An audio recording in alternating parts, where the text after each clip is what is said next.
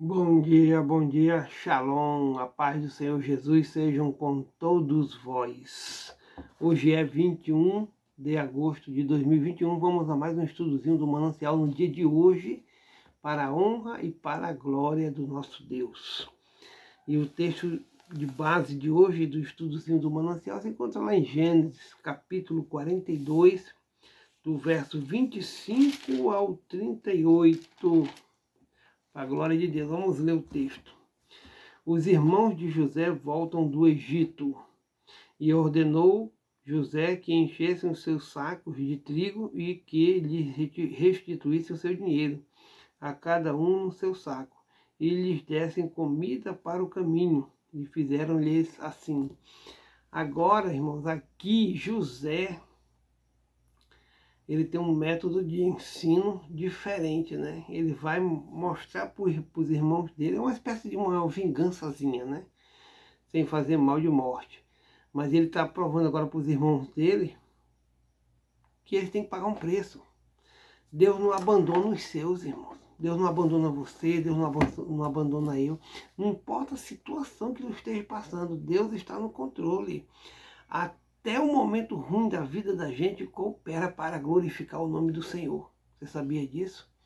José passou um perrengue danado, foi preso, foi acusado injustamente, mas agora Deus colocou ele numa posição, né?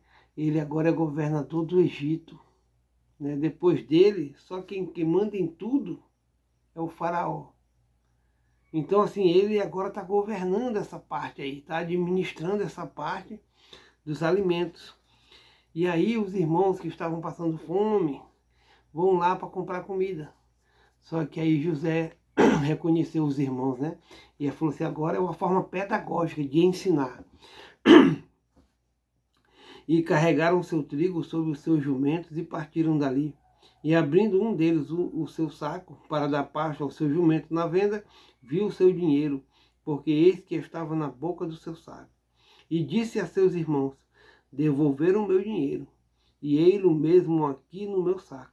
Então lhes desfaleceu o coração e pasmavam, dizendo um ao outro, que é isto que Deus nos tem feito, né? Olha só o que está acontecendo, irmão. Já começou a mexer com ele. Na realidade, começou a mexer no momento que um deles ficou detido no Egito, né? E vieram para Jacó, seu pai, na terra de Canaã, e contaram-lhe tudo o que lhes aconteceu, dizendo, o varão, o senhor da terra, olha, chamando o irmão dele, José, de o senhor da terra, falou conosco asperamente e tratou-nos como espias da terra. Mas dissemos-lhes, somos homens de retidão, não somos espias, somos 12 irmãos, filhos de nosso pai. Um não é mais, e o mais moço está com nosso pai na terra de Canaã.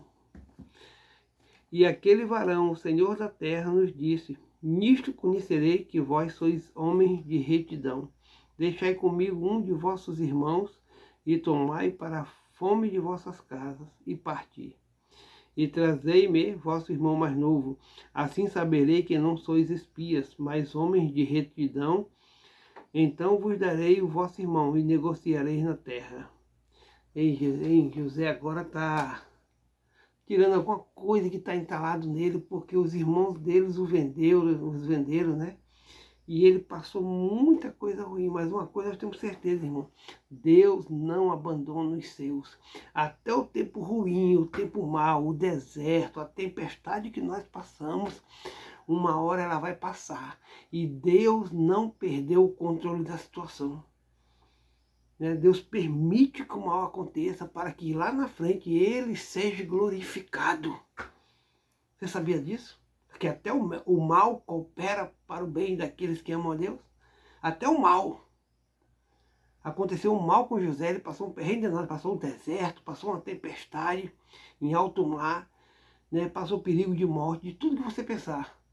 Mas lá na frente, o mal que ele passou cooperou para o bem dele e para o bem da família dele.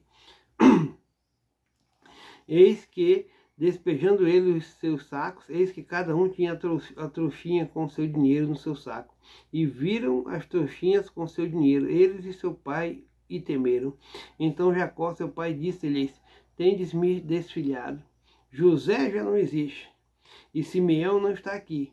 E agora levareis a Benjamim? Todas estas coisas vieram sobre mim.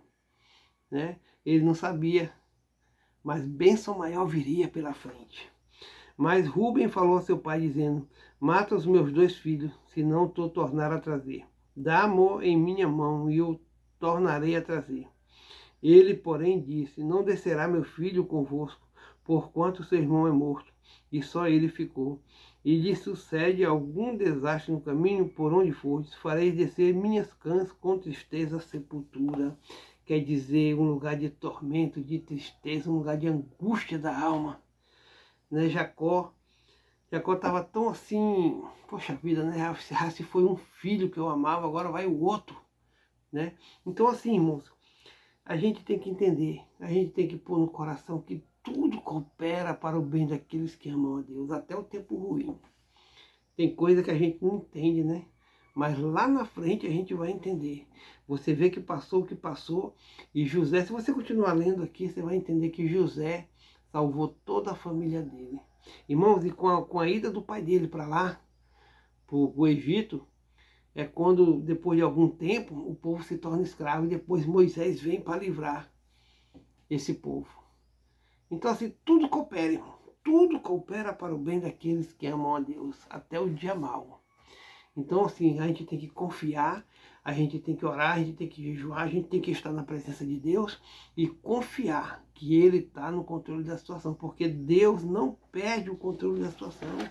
Nós somos criatura dele, Ele sabe o que está acontecendo, Ele está de olho em tudo. E temos que ter confiança em Deus.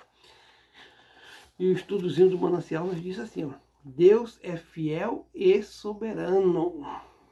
E disse-lhe seu pai Jacó: vocês estão tirando os meus filhos de mim. Já fiquei sem José, agora sem Simeão, e ainda querem levar Benjamim? Tudo está contra mim.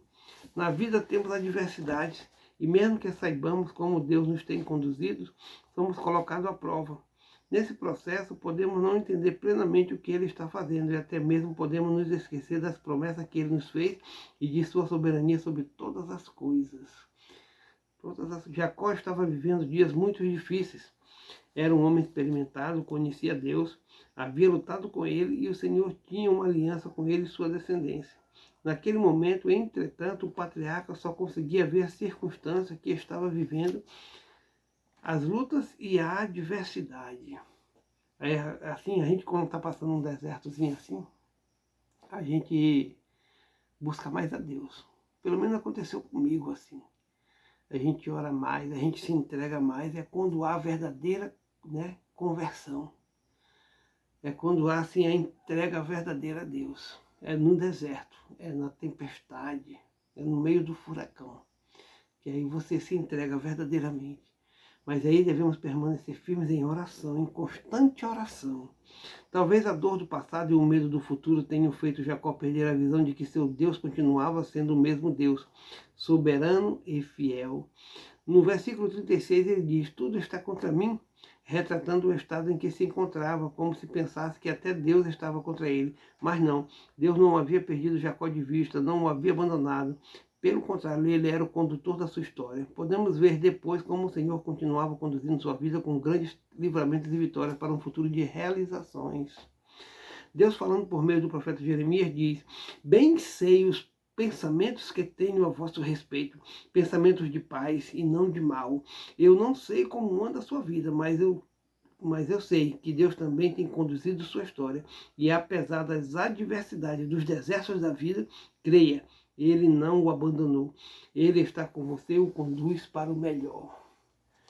Nós temos que ter essa certeza que Deus não nos abandonou.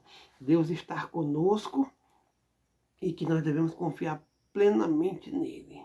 Plenamente.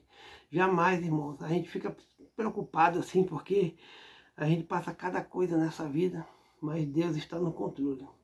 Ele jamais, em tempo algum, ele perdeu o controle da situação. Nós devemos confiar nisso. E que para a reflexão de hoje, irmão, entregue sua vida ao Senhor, confia nele e o mais ele fará. Oremos. Querido Deus e querido Pai, graças te damos, Senhor, por mais um dia na tua presença. Louvado seja o teu nome. Aleluia, glória a Deus. Maranata, Senhor. Entregamos, né, a nossa vida ao Senhor para que o Senhor possa conduzi-la da melhor forma possível, aquilo que o Senhor quer para nós. Muito obrigado, Jesus, por tudo. Em nome do Pai, do Filho e do Espírito Santo de Deus. Conduza nossas vidas, Senhor. Conduza o dia de hoje. Conduza a nossa família. Tome de conta de tudo que nos cerca, Pai. Por tudo isso nós te agradecemos. Amém. Amém. Shalom, meu irmão. Fica na paz do Senhor Jesus. Hoje é sábado, né? E que possamos estar na presença dele todo dia, todo dia, todo dia. Não esqueça, irmão. Deus é Deus. Ele não é homem e nem filho de homem para que minta. Tudo que está escrito nas Santas Escrituras, na sua palavra, irá de se cumprir. Está se cumprindo na realidade, né? Então devemos confiar nesse Deus que nós servimos. Shalom, meu irmão. Fica na paz.